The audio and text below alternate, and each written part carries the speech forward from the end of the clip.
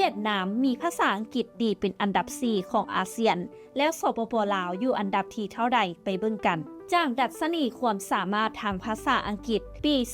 2024 เวียดนามอยู่ที่อันดับที่ 63 จาก 116 ประเทศทั่วโลกและเป็นอันดับที่ 4 ในอาเซียนรองจากสิงคโปร์ฟิลิปปินส์และมาเลเซียเท่านั้นส่วนสปป.ลาวอยู่ในกลุ่มประเทศที่มีอันดับภาษาอังกฤษต่ำที่สุดของภาคพื้นร่วมกับเมียนมากัมพูชาส่วนเวียดนามยังประกาศเป้าหมายใหม่อีกว่าภายในปี 2035 ทุกคนในประเทศต้องใช้ภาษาอังกฤษเป็นภาษาที่2แล้วเวียดนามเฮ็ดแนวใดจึงไปไกลขนาดนี้เวียดนามให้ความสำคัญกับการลงทุนในระบบการศึกษาโดยเฉพาะในด้านวิทยาศาสตร์และเทคโนโลยีและภาษาอังกฤษซึ่งเฮ็ดให้บริษัทระดับโลกหลั่งไหลเข้ามาลงทุนในประเทศโดยท่านฟรามงอกเตื้องรัฐมนตรีช่วยว่าการกระทรวงศึกษาธิการและการฝึกอบรมของเวียดนามประกาศนโยบายระดับชาติว่าภายในปี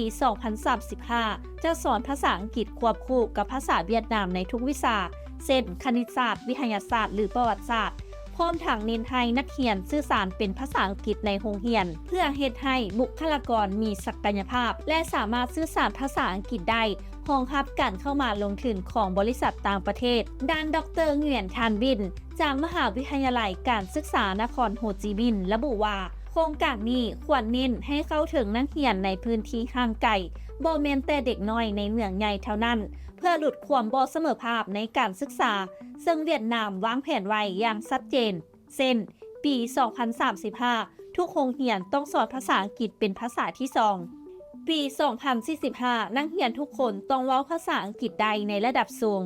เรื่องนี้เฮ็ดให้พวกเขาเห็นว่าเวียดนามให้ความสำคัญกับการศึกษาอย่างจริงจังพร้อมทั้งมีนโยบายและแผนงานที่ชัดเจนและเห็นได้ว่าการลงทุนในคุณภาพการศึกษาเป็นกระแสสำคัญที่จะช่วยยกระดับประเทศและการยกระดับการเรียนภาษาอังกฤษยังคงเป็นการเตรียมพร้อมสำหรับโอกาสในอนาคตทุกท่านคิดเห็นใดสามารถคอมเมนต์กันเข้ามาได้นำอบธรรมวงศ์รายงาน